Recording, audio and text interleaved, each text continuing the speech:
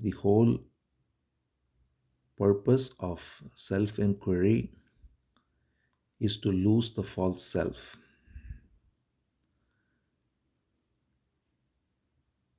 When we look at ourselves, when we look at society in general, when we look at the lives of everyone around, starting with our own way of living, it's normally seen that we are living out of a sense of self, which is the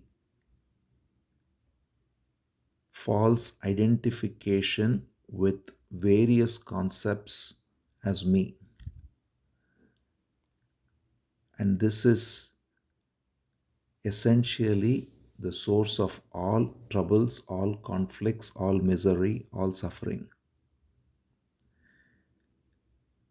So, when we speak of self inquiry, when we speak of meditation, it is the most practical and most urgent thing to do, because if you look at society as a whole, whether it is at the very macro international level of wars and conflicts, or the personal level of kids getting educated, conflicts in family, fears, desires, everything is rooted in only one false idea, which is the false sense of self. So that's very important for us to recognize, so that we do not think that this is either some activity to be done when there is spare time, or it is only after a certain age, or it is only for a small set of people. Any of these are based on the false idea of compartmentalizing this also as another activity in life. Whereas this is not an activity, but this is the very way of living itself. There is only two ways of living. One way of living is how predominantly we live, society lives, which is to be caught in the ego, caught in the false sense of self. And it takes so many avatars.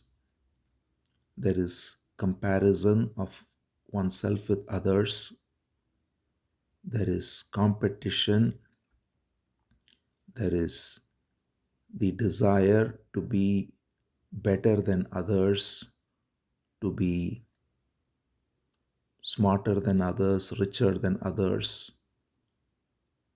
Then there is the identification with one's religion, nation, ideology. All of these are based on only one false idea, which is the false sense of self.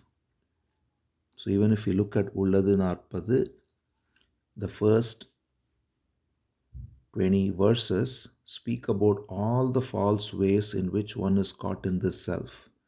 We speak of various ideologies, we speak of trinities, we argue about whether God is with form or without form. We take time to be real inwardly. We think I will get better over time. We think the idea of God is somewhere far away in time and space, and it will happen one day, perhaps after death or some point in future. Or we project an idea of enlightenment as an event to happen in time and space. So all of these are all based on the false idea of projecting this sense of me, the self. So that's why even in Ulladu Narpadu, the first 25 verses point out all these ways in which the self manifests itself and how everything is only leading us to ignorance. Acquiring knowledge, another thing pointed out, wanting to acquire more and more knowledge and fortify this false self, thinking that by gathering more information, we can somehow be free of this false self. So, all of these are all various ways in which the false self is manifesting itself in our lives. And the most insidious of all is when it takes on a very pious role and assumes the position of seeking enlightenment or liberation in the future. Because that again is only a postponement of our immediately available freedom when we see the falsity of the self here and now. But we feel comfortable in postponing it, saying that it needs time, it needs more practice. And then we there also we compare with great beings and say the mind projects and says, oh, he was so great and I am nowhere near that, and all of this. So, in all of this, again, what we do not see is we are only fortifying the false sense of self, and either by projecting a sense of superiority or by projecting a false sense of inferiority, all of these are ways in which the false self is protected. So, the most important and the most direct pointer is that the moment we admit any of these things, we are only living in ignorance. So, the direct pointer is to look within right now. So, every opportunity we get, and that is the purpose of meeting in satsang, sitting in meditation, contemplating, reflecting, any of that is only to do one thing, which is to be free of this false sense of self here and now. So, when we recognize through a direct perception that everything that is built within the mind is based on a false premise, and I don't have to therefore give any credence to it. We believe in these stories. Every story we build in our mind, all these stories of comparison, of trying to arrive at a state in the future, of postponement, of wanting to acquire more knowledge, of saying that I have to learn more and more. All of this are ways in which we are postponing, and we believe in all of them. So, to see the belief that is holding us in the prison of ego is self inquiry. So, we have to look directly and see, am I believing in any of these stories? And we will find that we are, because if we are honest with ourselves, that's the most important thing, is brutal honesty with oneself. Then we will see that these are the stories we are carrying. There is a lot of stories we carry within us, which is the filter through which we live our lives. There are images we carry, images built in memory. And the images that are built in memory of ourselves are so powerful And those images is what run our lives. And then we also have images of others in our lives, whether it be immediate relations or far off people, and we look at everyone through those images. And that's why there is again conflict at whether interpersonal level or international level. So, if we are honest with ourselves, we'll first look at all the images we carry with ourselves, of ourselves, and see how everything is built only through memory, and we believe in all of them. So it is our own belief in the false images that's sustaining it. So that's what self inquiry is, to see the falsity of all this. And when we see the falsity of all this, then the question is, who is actually here? Because we have to come to that question only through seeing the falsity of who is not here. If we simply take a question as such as who am I and mechanically add that question to all the other knowledge we have, then it becomes one more way for the false self to sustain itself. It says, oh, now I have a technique to ask who am I, and it becomes a mechanical question, and then it seems elusive. It seems difficult. Then we escape by saying, oh, it'll happen by grace someday, and we'll just simply continue with our old ways and add some more to it. Grace is in reality available here and now if we only turn within. So grace is not something that happens through time, because grace is ever present. And if grace doesn't happen now, then it's not going to happen in the future, because it happens only now. Everything, in fact, happens only now. Whenever it happens, it is now. So it might as well be now, literally. So if we look at what we do within and we see the postponement we engage in, and we see the falsity of it, the way we kill ourselves with it.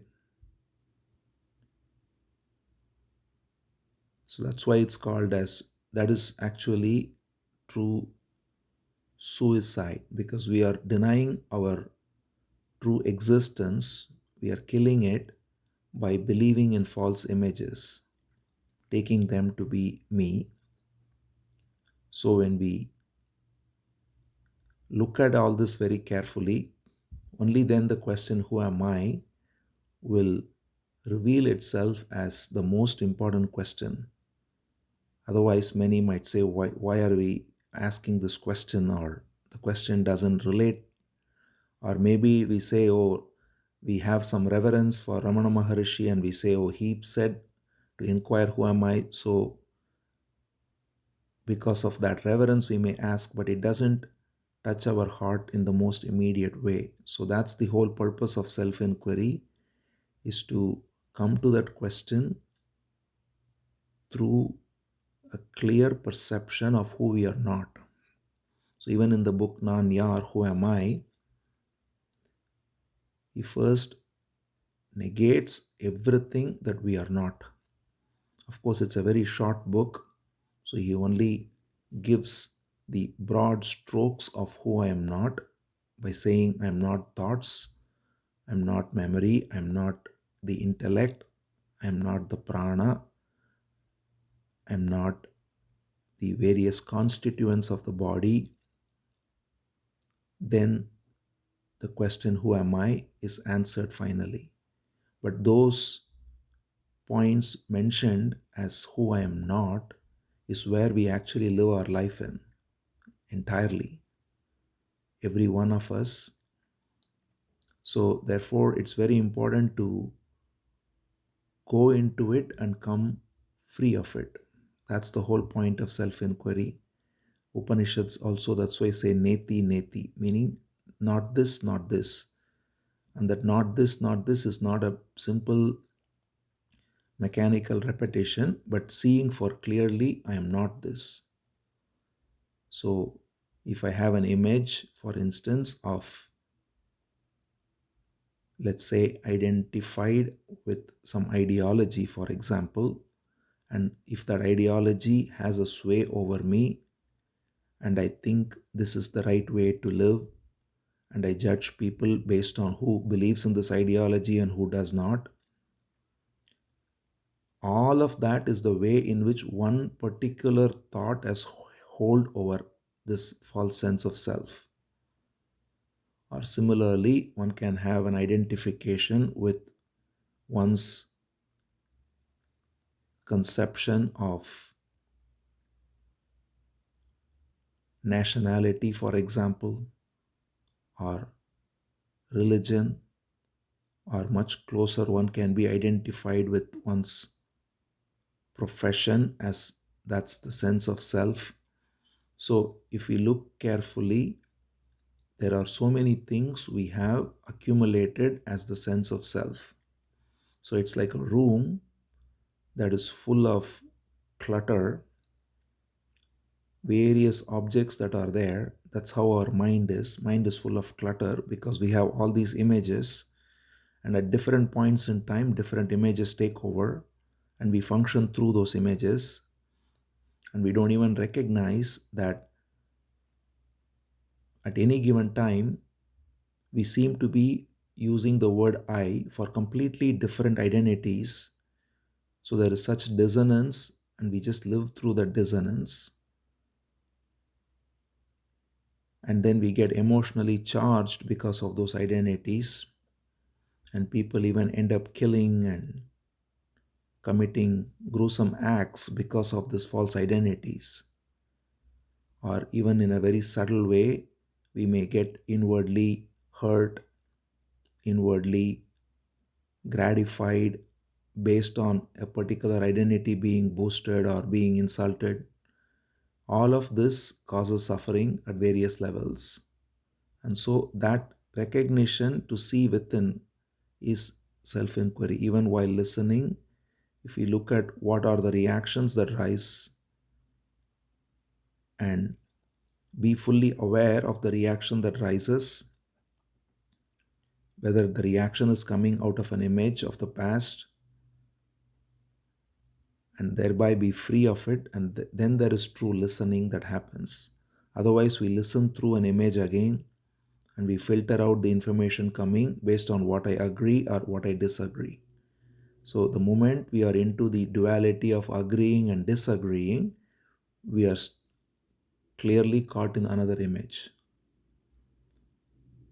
But if we do not agree or disagree, but if we simply observe what is rising fully with total attention, then the hold of the me, which wants to agree and disagree, like and dislike, goes away when the very me that does all that is being watched.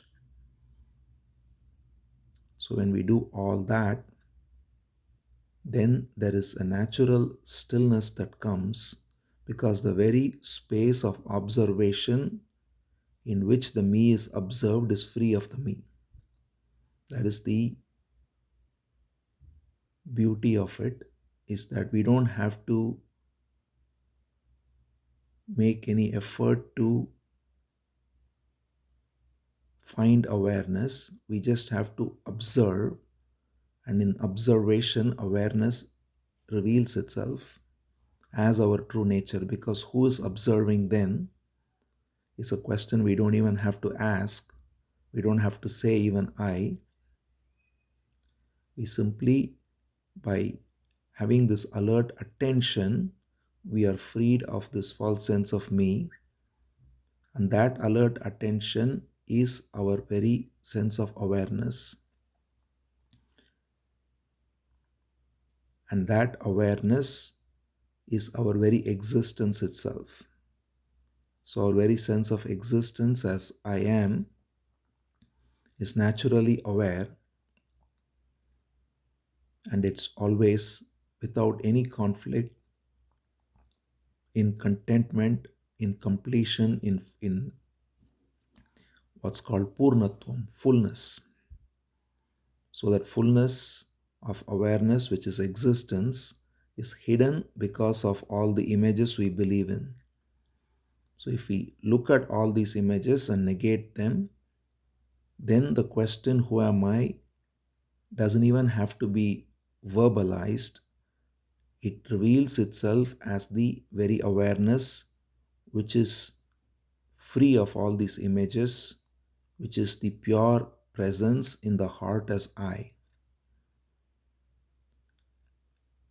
And then the question comes, how do I abide as this? And there also we have to immediately see that it is the mind that comes up with that question. It is another image in our mind that says, now I have to abide as this. So if we simply watch that very thought as well, the one who wants to abide is again projecting time and thereby wanting to hold on to something. In reality, we can only be now. Therefore, to even watch that very question and recognize that that question is itself coming out of an image again that wants to abide in a particular state it has projected and thereby be free of that and remain as the pure awareness, it takes only alert attention.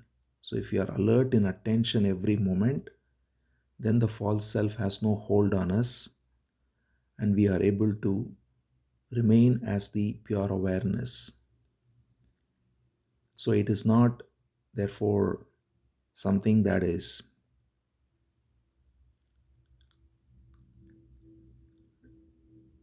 done with, let's say,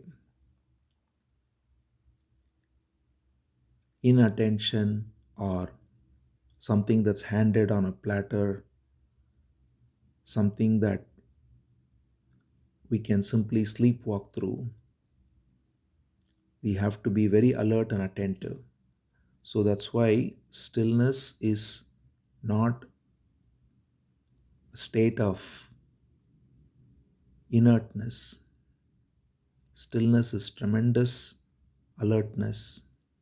So when we are very alert and still, then really we are remaining as we are. So the word expression, chumma iru, or be still, that's why is mentioned in many places as a space of tremendous activity. Why it's tremendous activity is because it is a total attention, complete attention to everything that rises. And in that very attention, one abides as pure awareness. If you are inattentive, then immediately the mind will pull into a false image again. The image of anything might rise up. We are then seeing that I am lost in an image, thinking about something, brooding over something, worried about something, projecting something. And then we realize all this time was lost in that. It happens many times, I'm sure, where we may even be doing something, let's say cooking or let's say driving, and then for a while we are lost in thought because we are not attentive and thought has taken over and we are identified as the thinker. The thought is there and that whole process runs itself like a demon. It takes over the head, runs its course. So that's why it's no different from dreaming. In dream also we are identified as the character in the dream and we take the other characters to be real and we just engage as if everything is based on the dream character. It's no different while waking if you are identified with a character which is built as an image in memory. So if we wake up from that and remain alert, that is to be still. So being still is alert attention in which we are not identified with any image, any dreamlike character, but fully awake while living life every moment. And that alert, alive attention is meditation. So, whether we are sitting with eyes closed or eyes open, whether we are talking or sitting silently, whatever activity we are engaged in, outwardly or not, we can remain in this still alert attention. And that's the essence of being present, and that is the whole essence of the expression losing of the false self. Tannizhappu, as the word used in Ullathu Naarpadu, to lose the false self is to be present as pure awareness through attention.